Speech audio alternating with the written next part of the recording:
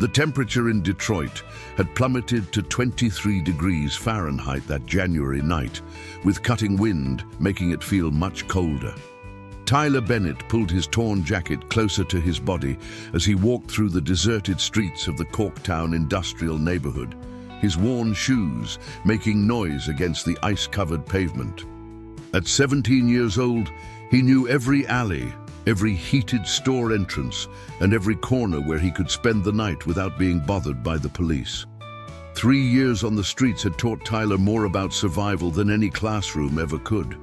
After his mother died of an overdose and the social services system placed him in a foster home where abuse was daily, he ran away at 14, preferring to face the uncertainties of the street than return to that hell.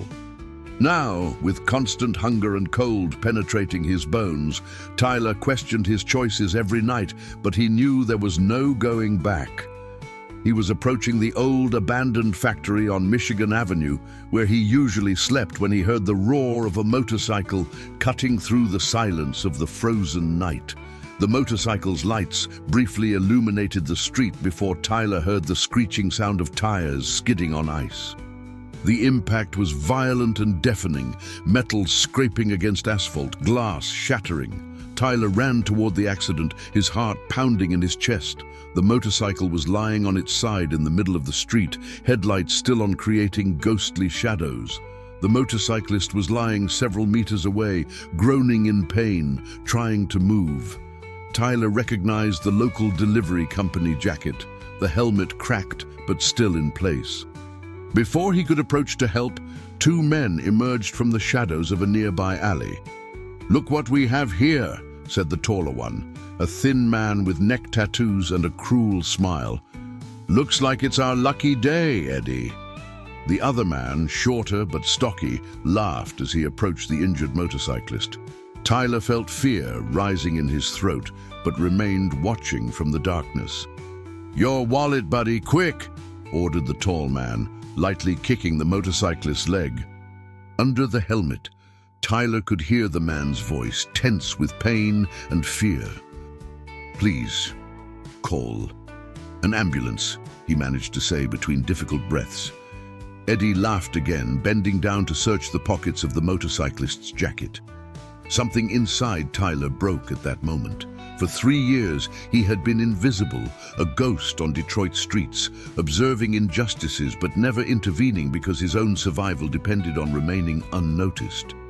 But seeing that injured man, helpless, about to be robbed and maybe worse, awakened something he thought he had lost long ago, a sense that some things were worth the risk. "Leave him alone!" Tyler shouted, stepping out of the shadows. His voice sounded louder and firmer than he expected, echoing in the empty street. The 2 men turned around, surprised by the interruption. For a second, no one moved. Just the vapor from breaths visible in the frozen night air. "Look at this. We have a hero here," said the tall man, his eyes narrowing as he assessed Tyler from head to toe, noting the dirty and torn clothes, the obvious thinness. "Get back to your hole, kid, before you get hurt." The threat was clear, but Tyler held his ground, his clenched fists trembling not just from cold. "I said leave him alone. I already called the police, they're coming," Tyler lied, his voice betraying only a little uncertainty. He had no cell phone, no way to call anyone, but he hoped the threat would be enough. Eddie looked nervously at his partner, but the tall man just smiled wider. "Liar," he said, starting to walk toward Tyler. "You didn't call anyone. Look at you, street kid with nothing. Now you're going to learn not to stick your nose where it doesn't belong."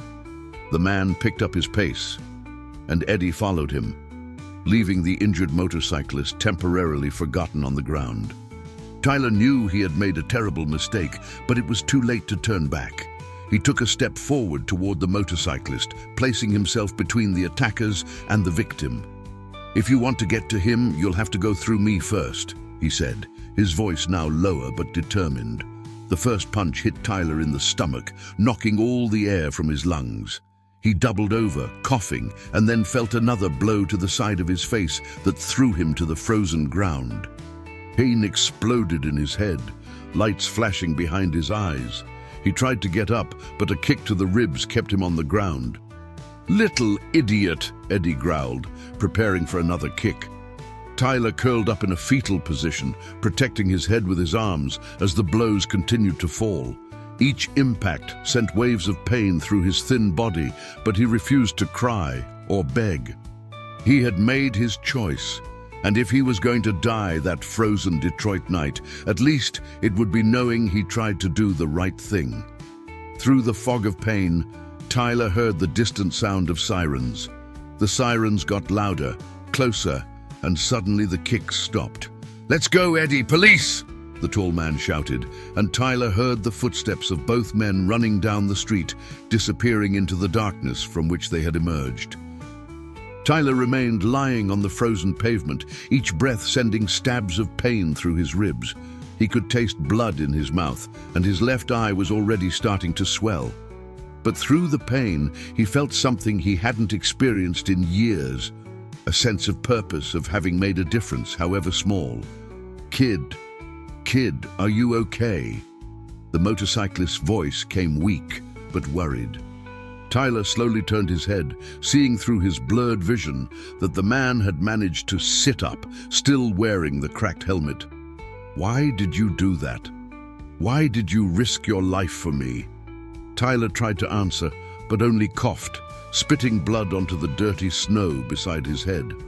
The sirens were very close now, and he could see the red and blue lights reflecting in the windows of surrounding buildings. An ambulance turned the corner, followed by a police car, their tires sliding slightly on ice before stopping near the accident. Paramedics jumped from the ambulance, quickly assessing the scene. A woman with brown hair pulled back in a ponytail knelt beside Tyler while her partner ran to the motorcyclist. "Stay still, young man. We're going to take care of you," she said gently, her experienced hands already checking his vital signs. Tyler closed his eyes, finally letting the darkness take him. C2C First Aid Aquatics. When Tyler woke up, he was lying on a stretcher inside the moving ambulance, covered with thermal blankets. The paramedic was beside him, monitoring equipment that beeped softly. "Welcome back," she said with a reassuring smile. "You're going to Detroit Receiving Hospital. You have some possibly broken ribs, a serious black eye, and several cuts, but you'll be fine." The motorcyclist?" Tyler managed to ask, his voice hoarse. The paramedic looked at him with an expression that mixed admiration and concern. "He's in the other ambulance, also going to the hospital. He'll recover, thanks to you. The police said you saved him from being robbed, maybe worse. It was very brave, but also very dangerous." Tyler closed his eyes again, not from pain, but from emotional exhaustion. Brave. No one had ever used that word to describe him before. On the streets, he was just another invisible kid fighting to survive another day. But that night, for a few minutes, he had been someone who mattered, someone who made a difference. At the hospital, Tyler was taken to the emergency room where doctors and nurses worked quickly, taking x-rays, cleaning his wounds, giving him painkillers that made the pain bearable. Throughout the process, he remained silent, answering questions with as few words as possible. He knew what came next. As soon as they treated him, he would be released back to the frozen streets, back to the abandoned factory, back to constant hunger and cold. But what Tyler didn't know was that in another corridor of the same hospital, Marcus Sullivan, the 42-year-old motorcyclist he had saved, was asking insistent questions about the boy who had risked everything for a complete stranger. And Marcus Sullivan was a man who paid his debts. Marcus Sullivan stared at the sterile white ceiling of the hospital room, his leg in a cast elevated, his left arm in a sling. His ribs ached with every breath, reminding him how close he had come to something much worse that frozen night. But it wasn't his own pain that occupied his thoughts. It was the face of that thin, injured boy who had appeared from nowhere to defend him. "Nurse Jessica," Marcus called when a nurse passed by his open door. She returned, an African-American woman in her 50s with a warm smile and kind eyes. "Yes, Mr. Sullivan." Marcus adjusted himself in bed, grimacing with the movement. "The boy who was brought with me in the other ambulance. Do you know where he is? How is he?" Jessica Whitmore consulted her clipboard, then looked at Marcus with an expression he couldn't decipher. "Tyler Bennett, 17 years old. He's on the second floor, being treated for 3 broken ribs, multiple contusions and lacerations. Physically, he'll recover." She paused, and Marcus noticed the hesitation. "But what else, Nurse Jessica?" "Well, Mr. Sullivan, I shouldn't be telling you this, but considering the circumstances..." She looked down the hallway before continuing in a lower voice. "The boy is homeless. He has been for 3 years, according to what he told the social worker. As soon as he's medically cleared, probably tomorrow morning, he goes back to the streets. He has no family, nowhere to go." Marcus felt something tighten in his chest, and it wasn't because of his bruised ribs. Homeless, 17 years old. And still, without hesitating, that boy had placed himself between Marcus and 2 violent criminals. "I need to see him," Marcus said urgently. "Please, can you arrange that?" Jessica studied Marcus's face for a long moment. She had worked in emergency rooms for 27 years and had a special talent for reading people. What she saw in Marcus Sullivan was genuine sincerity and something more, something that looked like determination. "I'll see what I can do," she finally said, before leaving the room. While he waited, Marcus allowed himself to remember. Had he been different at 17? Yes and no. He had had a home, a family, a normal life in a Detroit suburb. But at 18, he enlisted in the army, seeking purpose, adventure, a way to serve his country. What he found in Afghanistan were true friends, moments of intense camaraderie, and nights of absolute terror that still haunted him in his nightmares. He lost 3 of his best friends in an IED explosion during his second tour. Jake Peterson, who had just turned 23. David Chen, who talked constantly about his pregnant wife back home. Anthony Rodriguez, who made everyone laugh even in the worst situations. Marcus had survived, but a part of him died that dusty day in the middle of the Afghan desert. When he returned home with honors and a medal he never wore, Marcus discovered he no longer fit in the civilian world.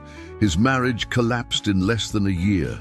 His wife, Jennifer, couldn't understand the nightmares, the moments when he completely shut down, the anger that came from nowhere. He didn't blame her. He barely understood himself. They divorced amicably, no children, no drama, just 2 people recognizing that the man who returned from war wasn't the same one who had left. In the following years, Marcus went from job to job. He worked in construction, in security, even in a supermarket for a few months. Nothing seemed to have meaning. Then 6 months ago, he started working as a food delivery driver on his motorcycle, a Harley Davidson he had bought with money he saved during military service. The work was simple, solitary most of the time, and that worked for him. But that night, that boy had done something no one had done since Marcus returned from war. He had risked his own safety to save another person without asking anything in return. That act of pure altruism had touched something deep in Marcus, something he thought was dead along with his friends in Afghanistan. "Mr. Sullivan?" Jessica Whitmore's voice brought him back to the present. "Tyler agreed to see you, but I'm warning you, he's very defensive, very cautious. Be gentle." Marcus nodded, watching as a nurse pushed a wheelchair into his room. With Jessica's help, Marcus painfully maneuvered his injured body into the wheelchair, refusing to take more painkillers until after the conversation. He wanted to be completely lucid for this. Jessica pushed him through the illuminated hospital corridors, passing other patients, tired doctors, and anxious families awaiting news. They stopped in front of a partially open door on the second floor. Jessica knocked lightly before pushing Marcus inside. Tyler Bennett was sitting on the edge of the hospital bed, already dressed in his dirty and torn clothes, despite the bandages visible under his shirt. His left eye was swollen and purple. A cut above his eyebrow had received stitches, and he was holding his ribs carefully while breathing. When Tyler saw Marcus, his initially defensive expression softened slightly. "Are you okay?" Tyler asked, his voice hoarse but genuinely concerned. Marcus almost laughed at the irony of the question, but managed to keep serious. "I should be asking you that, kid. You're the one who took the worst part." Tyler shrugged, an action that clearly made him regret it by the grimace of pain that followed. "I've been through worse." The casual statement carried the weight of 3 years living on Detroit's streets. Marcus studied the boy's face, seeing not just the recent injuries, but the older scars, the marks of a life no teenager should know. "I came to thank you," Marcus said simply. "You saved my life tonight, Tyler. Those men, they weren't just trying to rob me. I saw it in their eyes. If you hadn't intervened, I wouldn't be here now." Tyler looked down, clearly uncomfortable with the gratitude. Anyone would have done the same. "No," Marcus said firmly, making Tyler look up. "No, they wouldn't have. I served in the army, did 2 tours in Afghanistan, and I can tell you that real courage is rare. Most people would have stayed in the shadows, called the police if they had a phone, or simply run away. You placed yourself between me and 2 violent men, knowing you would be hurt. That's heroism, kid. No matter how you want to minimize it." Tyler remained silent for a long moment, his nervous hands fiddling with the torn fabric of his jeans. "I'm not a hero," he finally said, his voice barely above a whisper. "Heroes have choices, have something to lose. I have nothing. I'm invisible. That night, for a moment, I just wanted to be someone who mattered." The words hit Marcus like a physical punch. He understood that feeling very well, the sensation of not belonging, of being just a ghost in the world. "You matter, Tyler," Marcus said with intensity, "and I'm going to prove it to you if you let me." Tyler looked at Marcus with suspicion, an expression that had been shaped by years of broken promises and disappointments. "What do you mean?" Marcus took a deep breath, ignoring the pain in his ribs. "I want to help you. Housing, food, a chance to go back to school, get a real job. I owe you my life, and I pay my debts." "I don't need charity," Tyler said quickly, his defensiveness returning with full force. "I've been taking care of myself for 3 years. I don't need anyone else feeling sorry for me." Marcus shook his head. "It's not pity, kid. It's gratitude. It's recognition. It's payment of a debt I'll never be able to fully repay. But at least let me try." Tyler stood up from the bed, moving carefully not to aggravate his broken ribs. "Thank you for the offer, sir. But I learned that the only person I can trust is myself. People promise things, make you believe, and then disappear or hurt you. It's easier to be alone." He started walking toward the door. "Tyler, wait," Marcus called, the urgency in his voice making the boy stop. "I know about betrayal, about losing people you trust. I lost my 3 best friends in Afghanistan. When I came back, my wife could no longer recognize me. For years, I lived like a ghost, just like you, just going through the motions without real purpose. Tonight, you gave me back something I thought I had lost, a reason to care, to make a difference." Tyler turned slowly, and Marcus saw unshed tears shining in the boy's bruised eyes. "Why should I trust you?" Tyler asked, his voice breaking slightly. Marcus held the boy's gaze, letting all his sincerity show. "Because we both know what it's like to be lost. Because I understand what it's like not to fit in the world. And because, Tyler, sometimes we all need someone to believe in us when we can't believe in ourselves." The silence that followed was broken only by the distant sound of announcements on the hospital speaker system and the soft hum of medical equipment. Tyler remained at the door, clearly fighting an internal battle between his desperate need for help and his survival instincts, telling him not to trust anyone. 1 week, Tyler finally said, his voice firm but hesitant. Give me 1 week to prove this isn't just guilt or pity. If after a week I feel this isn't real, I leave. And you don't try to stop me. Deal? Marcus felt immense relief flood through him. Deal, he said, extending his right hand, the only one that wasn't injured. Tyler hesitated just a moment before crossing the room and shaking Marcus's hand. The grip was firm despite the injuries, and in that simple gesture, a connection was formed between two men who had known more pain and loss than most. First step, Marcus said. Let's get you out of here and into a warm place with a real bed and hot food. And where would that place be? Tyler asked, still cautious but with a spark of hope in his eyes that wasn't there before.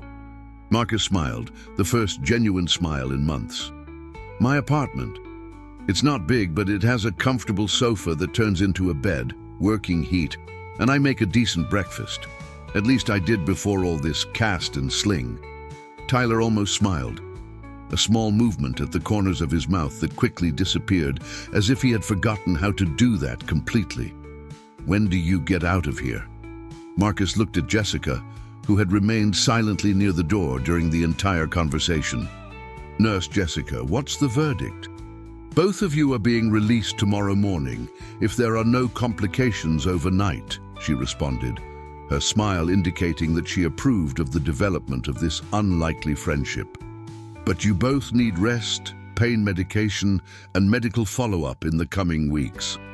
And Tyler, she added, looking at the boy with maternal firmness, you need to follow all medical instructions.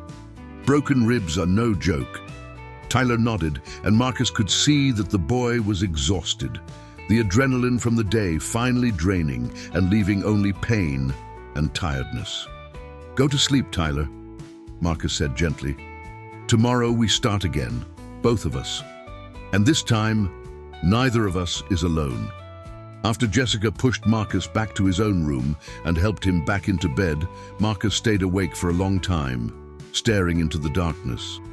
He thought about Jake, David, and Anthony, his fallen friends who always talked about doing the right thing, about protecting the weak, about serving something greater than themselves. Maybe, just maybe, helping Tyler was a way to honor their memory, to give meaning to their own sacrifice.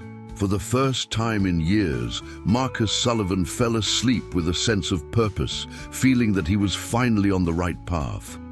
Morning came with the weak January light filtering through the hospital windows.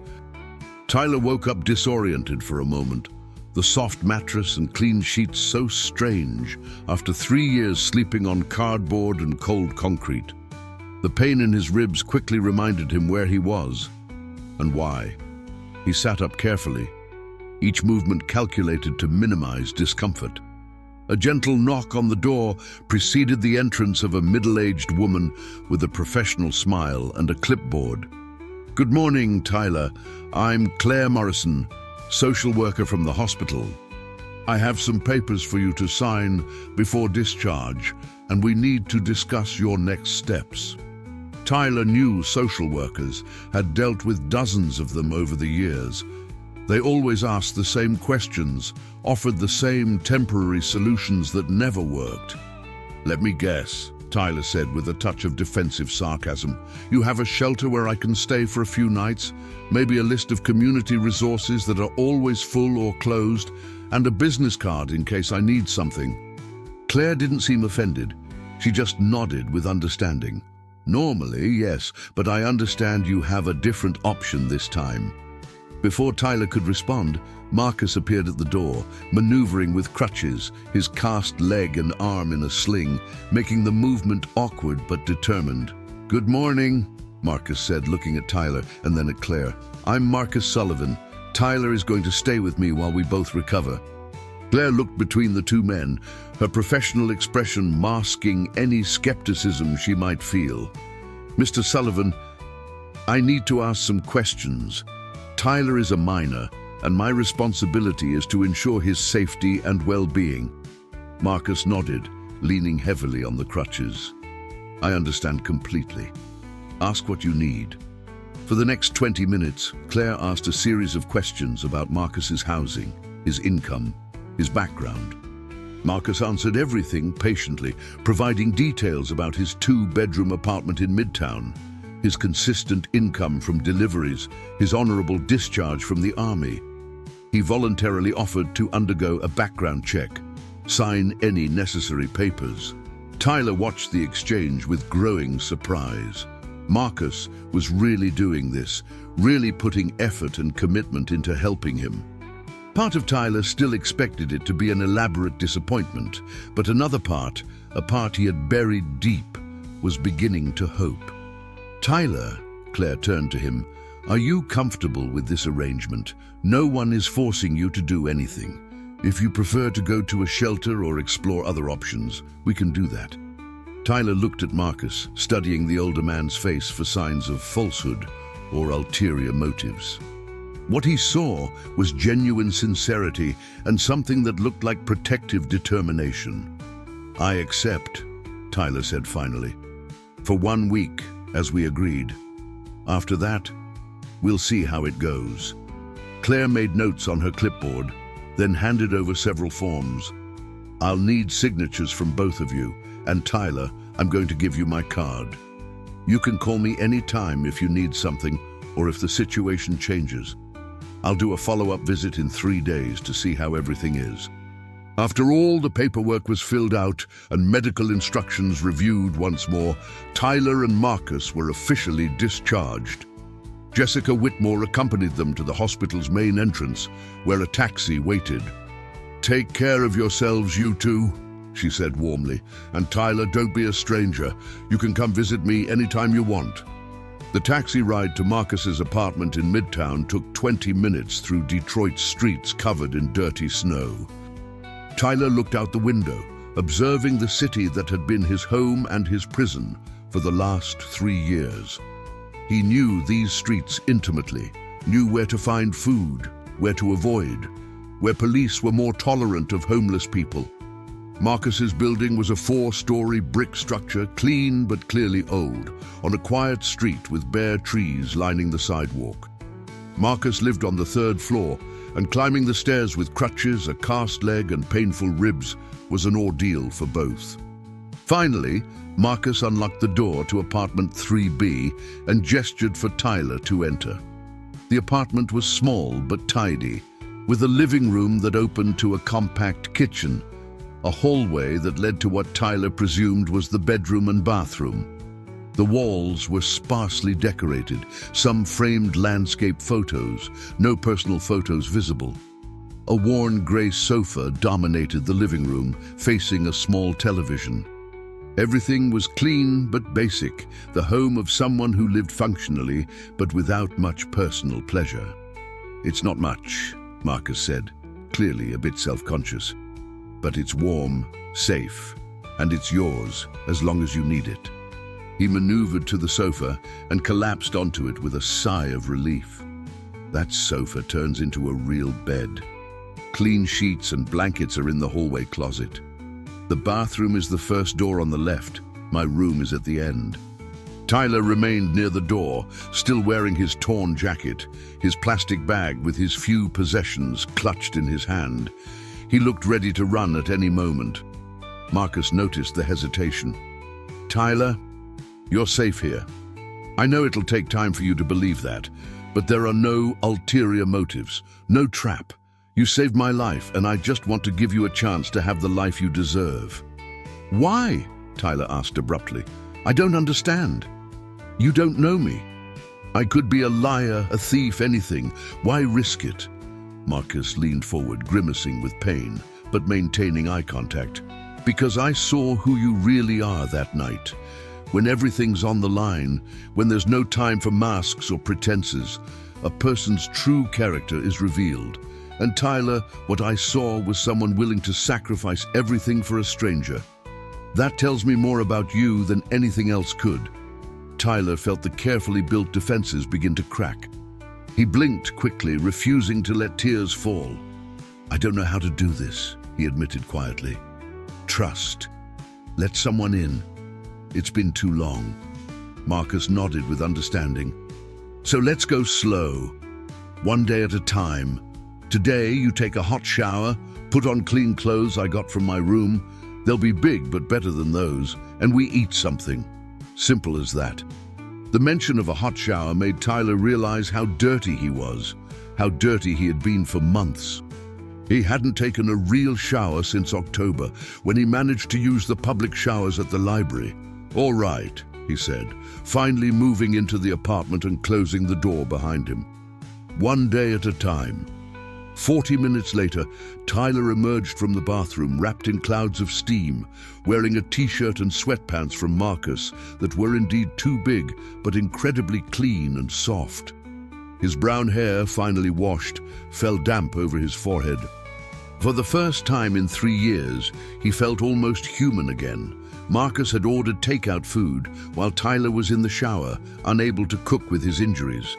Plates of roasted chicken, mashed potatoes, and vegetables were arranged on the small kitchen table. The smell made Tyler's stomach growl audibly and painfully.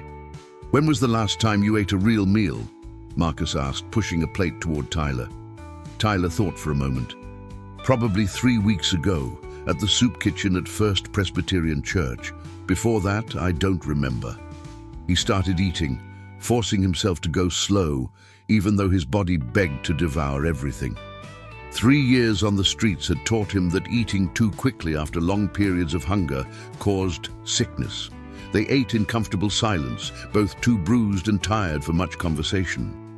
After the plates were clean, Marcus showed Tyler how to transform the sofa into a bed, helping him set it up with fresh sheets and a thick comforter. "Rest," Marcus said. "We both need it. Tomorrow we can start figuring out next steps." Tyler lay down on the improvised bed, his body sinking into the mattress in a way that was as relieving as it was frightening. For 3 years, he slept on hard surfaces, always semi-conscious, always ready to flee from danger. Now, in a warm and safe environment, he discovered he didn't know how to completely relax. "Marcus," Tyler called as the older man started limping toward his room. "Yes?" Tyler hesitated, then said, "Thank you for everything." Marcus smiled, a genuine smile that reached his eyes. "You don't need to thank me, kid. You gave me back something I thought I had lost. That's worth more than anything I can do for you." That night, for the first time in years, both Tyler and Marcus slept deeply, their physical pains soothed by medication, their emotional pains slightly relieved by the unlikely connection they had formed. Outside, Detroit continued its relentless pace, cold and hard as always. But inside apartment 3B, 2 injured men had found the beginning of something neither of them expected: hope. The following days established an uncomfortable but increasingly comfortable rhythm. Tyler woke up early, a habit from the streets that was impossible to break, and would lie in the sofa bed, watching the dawn light filter through the thin curtains. The apartment was silent except for the occasional sound of Marcus moving in his room, also awake early despite the injuries. On the 3rd day, as Tyler was sitting at the kitchen table drinking coffee, real coffee, not the watery liquid from shelters, he heard a firm knock on the door. His body tensed immediately, survival instincts kicking in. Marcus maneuvered with his crutches to the door and opened it to reveal Claire Morrison, the social worker, holding a briefcase and wearing a professional smile. "Good morning," Claire said, entering when Marcus stepped aside. "This is my follow-up visit. How are things going?" She looked around the apartment with assessing eyes, noting the still-assembled sofa bed, the clean dishes in the sink, the prescription medications organized on the counter. Her gaze landed on Tyler, who had stood from the table, tense and defensive. "Everything's good," Marcus said, closing the door and returning to the living room. "We're recovering, eating regularly, following medical instructions. Tyler has been very helpful, considering we're both kind of broken." Claire sat in the chair Marcus indicated and pulled out a notebook. "Tyler, can I speak with you alone for a few minutes?" Marcus started to protest, but Tyler interrupted him. "It's okay." He followed Claire to the small kitchen, far enough for privacy, but still within the apartment. Claire kept her voice low but clear. "Tyler, I need you to be honest with me. Are you feeling safe here? Anything worrying you? Any inappropriate behavior?" Tyler looked through the kitchen opening at Marcus, who was sitting on the sofa flipping through a magazine, deliberately giving them space. "No," Tyler said finally. "Nothing like that. Marcus he's been kind, respectful. He leaves me alone when I need it, but he's there if I want to talk. It's strange, but good strange. I don't know how to explain it better." Claire made notes, then looked up with a softer expression. "You know you can call me any time, right? If something changes, if you become uncomfortable, or even if you just need to talk, my job is to make sure you're well." Tyler nodded, and for the first time, he felt that a social worker really cared, wasn't just following protocol. After Claire left, declaring everything seemed appropriate and that she would check again next week, Marcus and Tyler found themselves in a slightly awkward silence. "Sorry about that," Marcus finally said. "I know it's not comfortable being monitored like that." Tyler shrugged. "She's doing her job, and honestly, it's good to know someone's checking. Makes this more real somehow." "Tyler, we need to talk about the future," Marcus said, gesturing for the boy to sit down. "The week you gave me is almost over. Have you thought about what you want to do after? Stay, leave, something in between?" Tyler had thought about little else. The nights of adequate sleep, regular food and safety had given him mental space he hadn't had in years. "I want to stay," Tyler admitted, the words coming more easily than he expected, "if the offer still stands. But I don't want to be just charity, Marcus. I need to do something, contribute somehow. I need to feel like I'm earning this." Marcus smiled, and there was obvious relief in his expression. "I was hoping you'd say that. I have some ideas." Over the following hours, Marcus and Tyler outlined a plan. First, Tyler needed to get his GED, the high school diploma equivalent he had dropped at 14. Marcus had already researched local programs, found one at Wayne County Community College that offered free classes for homeless youth. Classes started next month. Second, Tyler needed proper documents. His birth certificate, social security card, and ID had been lost or destroyed during his years on the streets. Marcus knew a lawyer through the VFW, the Veterans Organization, who had offered to help pro bono to obtain replacements. Third, and most immediately, Tyler needed decent clothes and basic necessities. "Tomorrow," Marcus said, "we're going shopping. Nothing extravagant, but enough for you to have clothes that fit and are yours." Tyler felt emotion rising in his throat. He hadn't owned anything that was truly his since he left home at 14. That night, after Marcus had gone to sleep, Tyler remained awake on the sofa bed, staring at the ceiling. Fear and hope battled within him. What if he messed everything up? What if he proved unworthy of this chance? What if the story of his life, a story of abandonment and failure, simply continued as it always had? But then he thought about that night on the frozen street, the moment he decided to act instead of remaining invisible. That moment had changed everything, had created a chain reaction that led him here, to this second chance. Maybe, just maybe, he could make this work. The shopping day was a revelation for Tyler. Marcus took him to a large department store, maneuvering awkwardly with his crutches but determined. "Get what you need," Marcus said. "Jeans, t-shirts, a real coat, underwear, socks, and shoes that actually fit."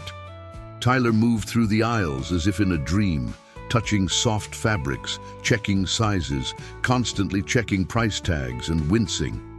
"Marcus, this is too much money," he protested when the cart started filling up. Marcus shook his head. "It's an investment in your future. Besides, you're going to pay me back eventually when you get a job and are on your feet. For now, consider it a loan." They also stopped at a pharmacy where Marcus bought hygiene products, shampoo, deodorant, new toothbrush, toothpaste. Basic things that most people take for granted, but that had been impossible luxuries for Tyler for 3 years. Back at the apartment, Tyler organized his new possessions with reverence, each item carefully folded and put away. 1 week turned into 2, then 3. The rhythm of life continued, marked by follow-up medical appointments that showed both recovering well, visits from Claire that became more spaced out as she saw the stable situation, and long conversations between Tyler and Marcus that slowly built true trust. Marcus told Tyler about Afghanistan, about the friends he lost, about the nightmares that still visited him some nights. Tyler, in turn, opened up about his mother, about her addiction that consumed her, about the foster home where the stepfather abused him physically and emotionally. Each shared story was a bridge built between them, connecting 2 wounded souls through shared pain and understanding. "Have you ever thought about looking for your father?" Marcus asked one night while they watched television, one of the rare personal questions he had asked. Tyler stiffened. "He left us when I was 5. I don't even know if he's alive, and honestly, Marcus, if he didn't want me then, why would I look for him now?" Marcus nodded, acknowledging the boundaries. "Fair enough. But Tyler, I want you to know something. Family isn't just blood. Sometimes it's the people we choose, the people who choose to stay when things get tough. You chose to trust me that night on the street, and you've been choosing to trust me every day since. That means more to me than you can imagine. You've been family to me too," Tyler said quietly, the words coming with difficulty but sincerely. "For the first time in years, I don't feel alone. I don't feel invisible. It's scary, but it's also good." Marcus blinked quickly, more moved than he expected. "Then we're in this together, kid. You and me against whatever comes." At the end of the first month, Tyler started his GED classes. The first day was terrifying, walking into that classroom full of strangers, all there for different reasons, but sharing the common goal of a second chance at education. Tyler sat in the back, trying to be invisible by habit, but the instructor, an older woman named Patricia Hughes, saw him immediately. "You must be Tyler Bennett," she said with a warm smile. "Marcus Sullivan called me about you. Welcome. We're happy to have you here." Over the following weeks, Tyler discovered he still had a sharp mind, despite 3 years out of school. Math and science came easily. English and history required more work, but he was determined. For the first time in his life, he had a clear goal and the resources to achieve it. But not everything was easy. There were nights when Tyler woke with nightmares, reliving nights on the streets, moments of danger, or simply the penetrating cold that never seemed to leave his bones. He would wake sweating, disoriented, and it took several minutes to remember he was safe, that he had a roof over his head. One particularly bad night, Marcus heard Tyler struggling and went to the living room. "Nightmare?" he asked gently, sitting on the edge of the sofa bed. Tyler nodded, still trembling. "I was back there on the streets. It felt so real." Marcus placed a comforting hand on Tyler's shoulder. "I understand. I still have them too, from Afghanistan. The mind takes time to heal, just like the body. But Tyler, you're not there anymore. You're here, you're safe, and you're not alone. How do you deal with it?" Tyler asked, his voice small in the darkness. Marcus was quiet for a moment before answering. "I remind myself that the past is the past. It shaped me, but it doesn't define me. What defines me is what I choose to do now, today. And you, Tyler, you're choosing to move forward, to build something better. That takes more courage than most people ever have to find." The words settled over Tyler like a warm blanket. He lay back down, and Marcus stayed sitting there until the boy's breathing evened out in sleep. As Marcus limped back to his room, he realized that helping Tyler was helping him too. For the first time since Afghanistan, he felt like his life had purpose beyond just surviving day to day. 3 months after that frozen January night, Tyler stood in front of the mirror in the bathroom, barely recognizing the person staring back. His face had filled out with regular meals. The dark circles under his eyes had faded with consistent sleep, and his hair was neatly cut. He wore clean jeans and a button-down shirt Marcus had helped him pick out for his first job interview. The interview was at a local bike shop owned by a friend of Marcus's from the VFW, a man named Robert Chen, who had served in the Navy and understood the value of second chances. Tyler was nervous, his hands slightly shaking as he adjusted his collar. "You're going to do great," Marcus said from the doorway, now walking with just a cane instead of crutches. "Just be yourself, be honest, and show him the work ethic I've seen these past months." The interview went better than Tyler dared hope. Robert Chen was a stocky man in his 50s with kind eyes and a firm handshake. "Marcus told me your story," Robert said directly. "What you did that night took real character, and what you're doing now, working toward your GED, building a new life, that takes even more.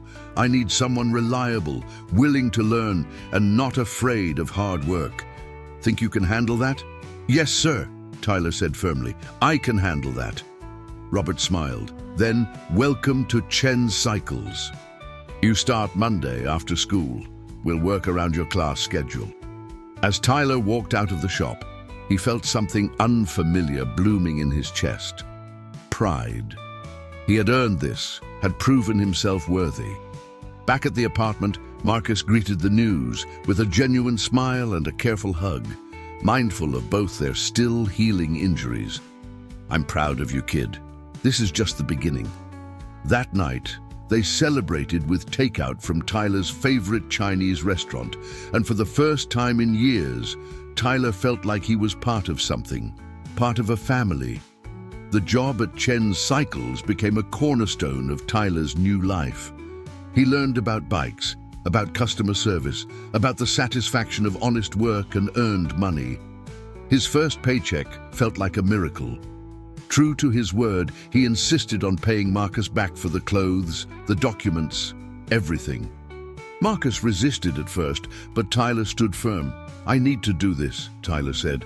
"I need to know I can stand on my own 2 feet." They compromised. Tyler would contribute to groceries and utilities, saving the rest for his future. Marcus opened a savings account for him, teaching him about financial responsibility, about planning ahead. These were lessons Tyler had never learned, and he absorbed them eagerly, hungry for the knowledge that could secure his independence. At school, Tyler's dedication didn't go unnoticed. Patricia Hughes pulled him aside one day after class. "Tyler, you're my best student. Have you thought about what comes after the GED? College, maybe?" The idea seemed impossible, but Patricia was insistent. "With your grades and your story, you could qualify for scholarships, financial aid. You're 17 now, but you'll be 18 soon. The world could be wide open for you."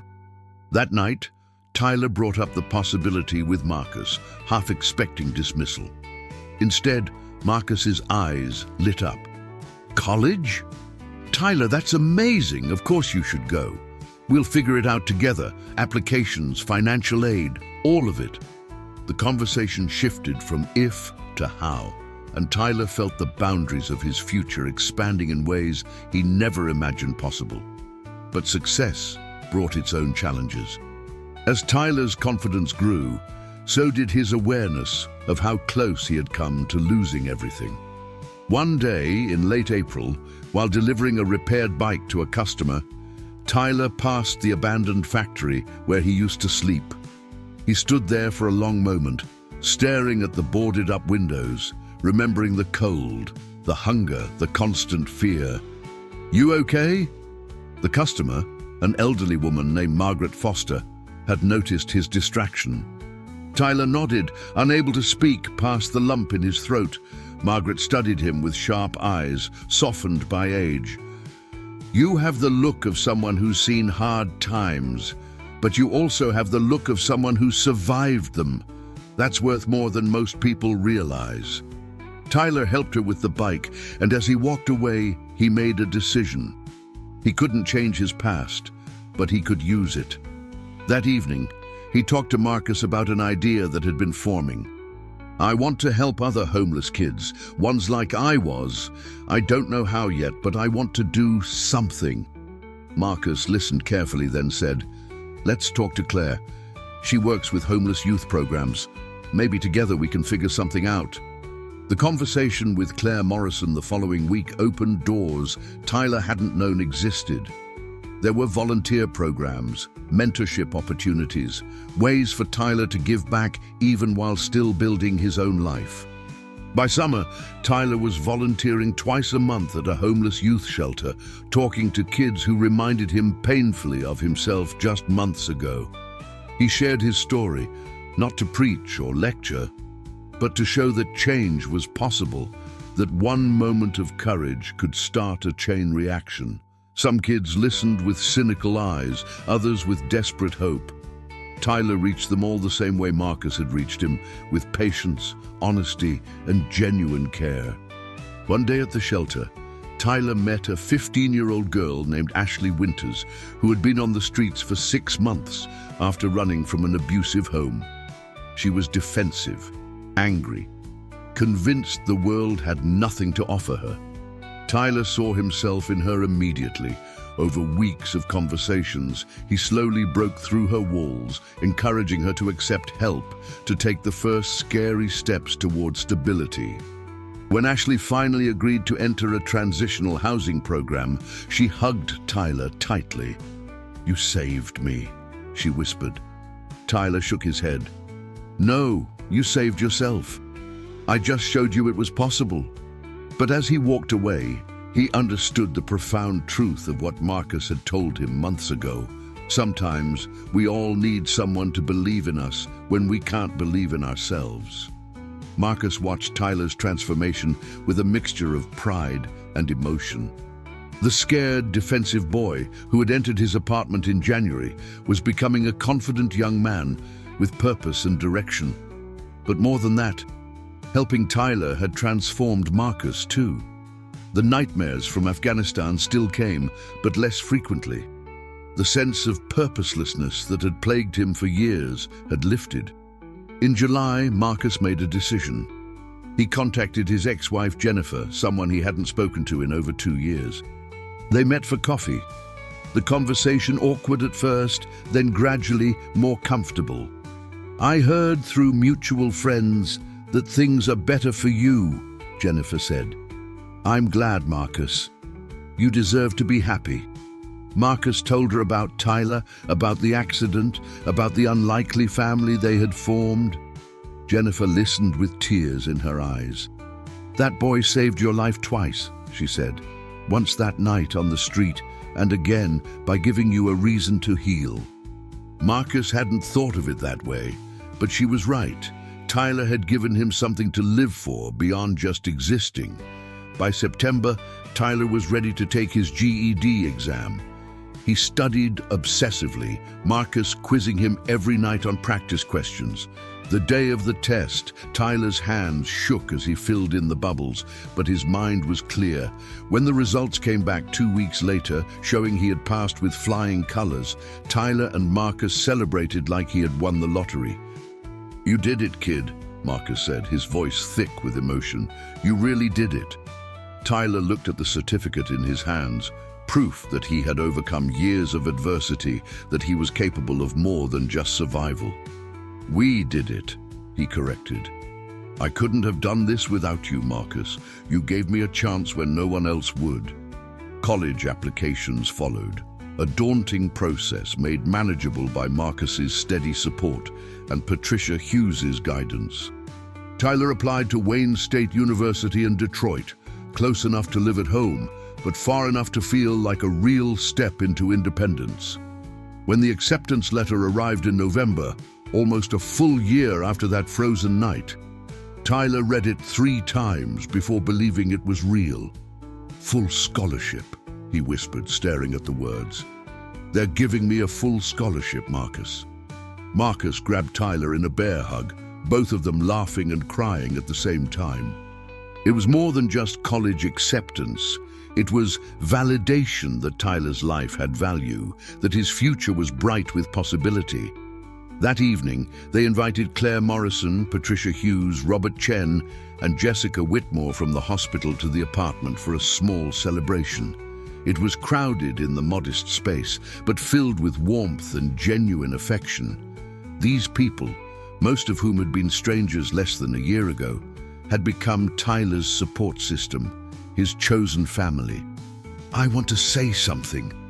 Tyler stood up, his voice uncertain but growing stronger. "A year ago, I was nobody. I was invisible, living day to day with no hope, no future. Then one night, I made a choice that changed everything.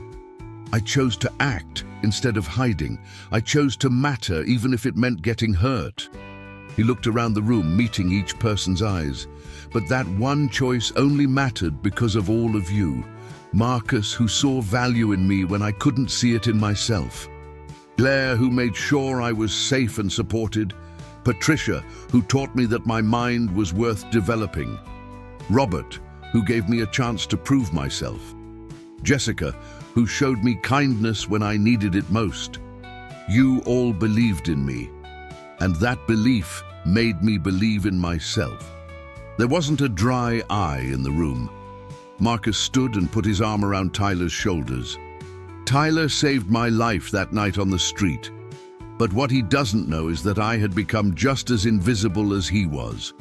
Going through the motions of life, haunted by war, by loss, by a sense that nothing I did mattered anymore. When Tyler risked everything for me, he gave me back my purpose, my reason to keep fighting, to keep living." Marcus paused, his voice thick with emotion. "We saved each other that night, and every day since, we've continued to save each other by choosing to believe that tomorrow can be better than yesterday. That's what family does. Not the family you're born into, but the family you choose." The room erupted in applause, and Tyler felt tears streaming down his face, no longer ashamed to show emotion. These people had seen him at his lowest and helped lift him to heights he never imagined possible. Claire Morrison stood and raised her glass. "To Tyler and Marcus, proof that one act of courage can change the world, one life at a time." As winter approached again, marking a full year since that frozen night, Tyler reflected on the incredible journey. He had gone from sleeping on cardboard in an abandoned factory to having a warm home, a family, a job, and a future at university. But more than the material changes, he had transformed internally. He no longer felt invisible or worthless. He knew his life had value, that his choices mattered. One December evening, Marcus called Tyler into the living room with unusual formality. "Sit down, kid. I need to talk to you about something important." Tyler's heart raced, old fears surfacing that this was all about to end. Marcus must have seen the panic because he quickly added, "It's good news, I promise." Marcus pulled out some papers from a folder. "Tyler, you're 18 now, legally an adult. You've proven yourself 100 times over this past year. You're responsible, hardworking, and you have a bright future ahead. But there's something that's been bothering me." He paused, choosing his words carefully. "You don't have a legal family. When you fill out forms, apply for things, you have to write none where it asks for family." Tyler nodded slowly, not sure where this was going. Marcus continued, "I know I can never replace what you lost, and I'm not trying to. But Tyler, this past year, you've become the son I never had. You've given my life meaning and purpose. So I wanted to ask you something, and you can absolutely say no without any hard feelings." Marcus handed Tyler the papers. They were adoption documents. Tyler stared at them, unable to process what he was seeing. "You want to adopt me?" he whispered. Marcus nodded, his eyes glistening. "Only if you want that. I know you're technically an adult now, but adult adoption is legal in Michigan. It would make official what's already true in our hearts. that we're family." Tyler couldn't speak past the lump in his throat. For years, he had believed no one wanted him, that he was disposable, forgettable. And here was Marcus, asking to make their bond permanent and legal. "Yes," Tyler finally managed. "Yes, I want that. I want to be your son." The adoption was finalized in February, a quiet courthouse ceremony with their small chosen family in attendance. When the judge declared it official, Tyler Bennett became Tyler Bennett Sullivan, and Marcus gained a son. They celebrated at the apartment afterward, the same modest space that had become the foundation of their new lives together. Tyler started at Wayne State University in the fall, studying social work with a focus on homeless youth advocacy. His lived experience combined with formal education made him a powerful voice for change. He continued volunteering at shelters, mentoring young people like Ashley Winters, showing them through his own example that circumstances didn't have to define destiny. Marcus, too, found renewed purpose. He began speaking at veterans groups about the importance of community and connection in healing from trauma. He talked openly about his PTSD, about the depression that had consumed him after Afghanistan, and about how helping Tyler had helped him heal. His honesty inspired other veterans to seek help, to open up about their struggles. 3 years after that frozen January night, Tyler stood at a podium addressing a fundraiser for homeless youth services in Detroit. He was 20 years old now, a junior in college, confident and articulate. "I stand before you tonight not as a victim, but as a survivor and advocate," he began. 3 years ago, I was homeless, hopeless and invisible, but one decision, one moment of choosing to act instead of hiding, changed everything." He told his story, not sparing the difficult parts, but emphasizing the redemptive power of compassion and second chances. Marcus Sullivan could have simply thanked me and moved on. Instead, he saw my potential when I couldn't see it myself. He invested his time, resources and love into helping me build a life worth living, and now it's my turn to pay that forward. The fundraiser raised over $150,000 for homeless youth programs, far exceeding expectations. Local news covered Tyler's speech, and within days, he was receiving calls from other cities wanting him to speak, to share his message of hope. Tyler Bennett Sullivan, once invisible, had become a voice for the voiceless. Marcus watched from the audience with unmistakable pride. The scared, defensive boy who had stumbled into his life was now a confident young man changing his community. But Marcus also knew that Tyler had changed him just as profoundly. The purposeless, haunted veteran had found meaning through fatherhood, through choosing to invest in another human being's potential. Years continued to pass, each one building on the foundation laid that frozen night. Tyler graduated from Wayne State with honors, went on to get his master's degree in social work, and eventually became director of a homeless youth center in Detroit, the very center where he had once volunteered. Under his leadership, the program expanded, helping hundreds of young people transition from streets to stability. Ashley Winters, the girl Tyler had mentored, followed in his footsteps. She became a counselor at the same center, her own transformation proof of the ripple effect of compassion. "Tyler saved me," she often said, "but he taught me that the real power is in saving ourselves and then helping others do the same." Marcus eventually retired from delivery work, but stayed active in the community. He volunteered with veterans organizations, facilitated support groups for PTSD, and served as a foster parent for teenagers who needed stable homes. Each young person who came through his door received the same unconditional support he had given Tyler. A chance to rebuild, to discover their worth, to envision a better future. On the 5th anniversary of their first meeting, Tyler and Marcus returned to the street where it all began. The abandoned factory had been demolished, replaced by new affordable housing units. a development Tyler had advocated for through the youth center's community initiatives. They stood on the exact spot where Tyler had made the decision to intervene, where he had taken a beating that changed both their lives forever. "Do you ever regret it?" Marcus asked quietly. "Getting hurt that night, taking that risk?" Tyler thought for a moment before answering. "Not for a second. That moment of pain gave me a lifetime of purpose. It led me to you, to my family, to my calling.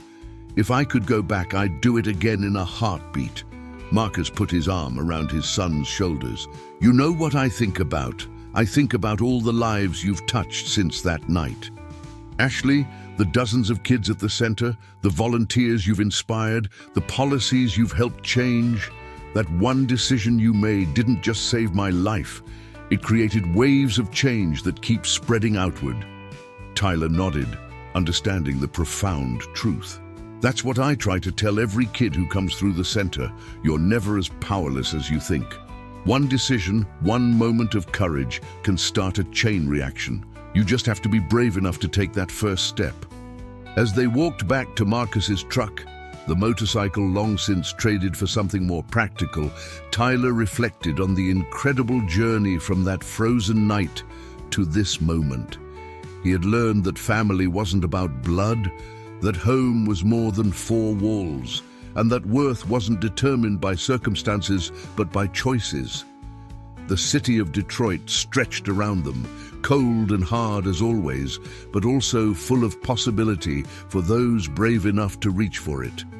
Somewhere in these streets, another scared kid was sleeping in an abandoned building, thinking they were invisible, believing they didn't matter. But Tyler knew better now. Everyone mattered. Everyone had potential. Everyone deserved a chance. And thanks to the center he ran, the programs they'd created, and the community they'd built, that scared kid had resources available that hadn't existed 5 years ago. Shelter beds with trained counselors, GED programs, job training, mental health support, and most importantly, people who believed in second chances. Marcus started the truck and headed home. Their home, the apartment that had expanded with Tyler's success, but remained their anchor. As they drove through familiar streets, Tyler's phone buzzed with a message from one of his center kids, a 16-year-old boy who had just gotten his first paycheck from a part-time job. The pride in the brief text was palpable. Tyler smiled and showed the message to Marcus. "Another one finding his way," Marcus said with satisfaction. "Because you showed him it was possible." But Tyler shook his head. "Because we showed him. This was never just me, Dad. It was always us together." The word Dad still gave Marcus a thrill even after years of hearing it. He had gained so much more than a son. That frozen January night, he had gained purpose, healing, and a future filled with meaning. Tyler had saved him in ways that went far beyond preventing a robbery. As they pulled into their parking spot, they saw Claire Morrison getting out of her car, carrying a casserole dish. She had remained part of their lives, a constant supportive presence through all the changes. "Thought you might want some home cooking," she called out with a smile. "And I have some news about the new legislation for homeless youth funding." They headed upstairs together, joined soon after by Robert Chen and Patricia Hughes, their extended chosen family gathering as they often did. The apartment filled with laughter, warmth, and the comfortable chaos of people who genuinely cared for each other. This was what Tyler had been searching for during those cold, lonely years on the streets: belonging, purpose, love. Later that evening, after everyone had gone home and the apartment was quiet again, Tyler stood at the window looking out over the Detroit skyline. Marcus joined him, both men silent for a moment, comfortable in each other's presence. "You know what the best part is?" Tyler finally said. "Every kid we help, every life we change, honors what happened that night. Your willingness to see my worth, my decision to act instead of hide, none of it was wasted. It keeps multiplying, keeps spreading." Marcus nodded. "That's the thing about ripples. You throw one stone in the water and the waves keep going long after the stone has sunk. We threw our stone that frozen night, kid, and look at all the waves we've created together. 5 years after a homeless teenager took a beating to save a motorcyclist, both men had built lives filled with purpose, family, and hope. Tyler Bennett Sullivan ran Detroit's most successful homeless youth center, helping hundreds find their path from streets to stability. Marcus Sullivan had found healing through fatherhood and community service, his PTSD no longer controlling his life. Together, they proved that one moment of courage could indeed change everything, not just for two people, but for an entire community. Their story became a testament to the transformative power of compassion, the importance of second chances, and the truth that sometimes the people we save end up saving us right back. Did this story touch your heart in any way? If it did, we'd love to hear from you in the comments below. Please take a moment to like this video, share it with someone who needs to hear this message of hope, and subscribe to our channel for more inspiring stories of courage, redemption, and the power of human kindness. Your support helps us continue sharing these important messages with the world. Thank you for watching.